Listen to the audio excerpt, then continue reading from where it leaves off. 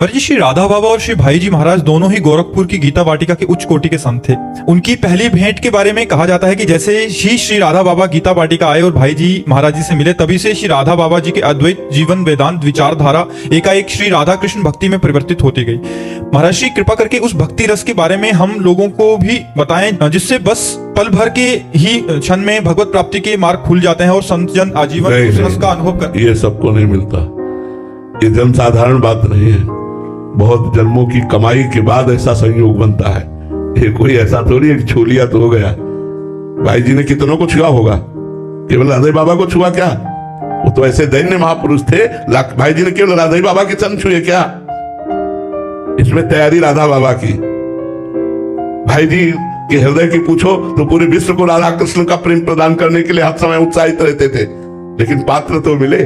राधा बाबा की तपस्या, राधा बाबा का ज्ञान, राधा बाबा की पवित्रता, राधा बाबा की जन्म जन्मांतर का भजन अब फलीभूत होने को हुआ तो निमित्त बनाया श्री कृष्ण ने पूज्य भाई जी महाराज को, और ये ही चरण स्पर्श किए बदल दिया। किसने? श्री कृष्ण ने। स्वयं श्री कृष्ण सामने साक्षात खड़े हैं। जहां सोहम की वृत्ति चलती थी, वहां श्री कृष्ण के दास सोहम की वृत्ति आ गई। ये सारा का सारा खेल राधा बाबा का है।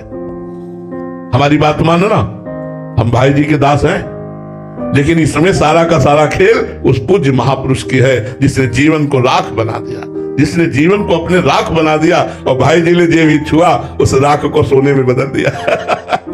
तो ऐसा राख कौन बनना चाहता है? सब राधा बाबा जैसी अहम वृत्ति को शून्य करके भगवदाकार वृत्ति को एक सेकेंड के लिए भी भगवत विस्मरण नहीं था बाबा का।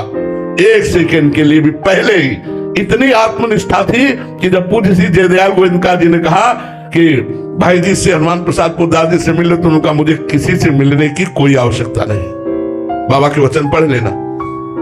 जब पूज्य जयदयाल गोविंदका जी ने कहा कि एक बार आप भाई जी हनुमान प्रसाद पोद्दार जी से मिलिए, तो तुरंत बाबा के वचन थे कि मुझे कभी भी किसी से मिलने की कोई आवश्यकता नहीं, क्योंकि परिपूर्ण ज्ञान से थे, परिपूर्ण तप से थे।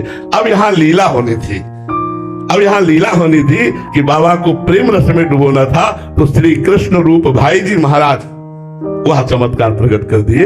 अगर भाई जी के चरण स्पर्श की बात कहो तो गीता वाटिका में पता लगा लो लाखों के चरण भाई जी ने स्पर्श किए होंगे, क्योंकि सब भारत के विश्व के संत महात्मा जाते थे और भाई जी गृहस्थ वेश में थे, इसलिए सबके चरण छूते थे। क्या किसी को जैसा राधा बाबा का अनुभव हुआ वैसा किसी को हुआ? नहीं हुआ। इसमें प्रधानता राधा बाबा की, राधा बाबा का जो जीवन है, भाई जी के प्रति जो समर्पण राधा बाबा का है, वो देखने योग्य है।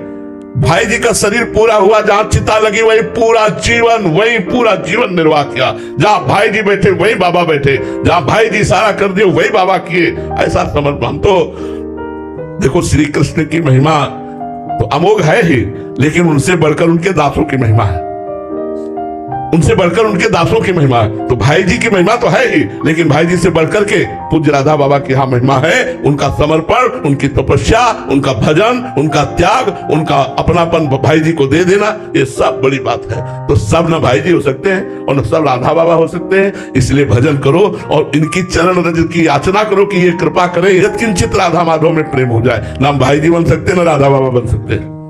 बचपन से राधा बाबा की जो साधना है वो पूर्व जन्म से चली आ रही है।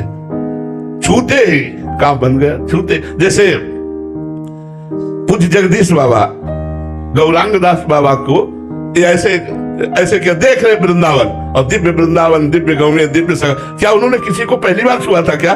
सैकड़ों को। वो भजन देखो गौरांग दास बाबा का, समर्पण देखो गौरांग दास बाबा का, प्रियता देखो बाबा के प्रति गौरांग दास बाबा की, वो चीज देख रहे। पात्रता, पात्र है तो रस पिलाने वाला पिला रहा है।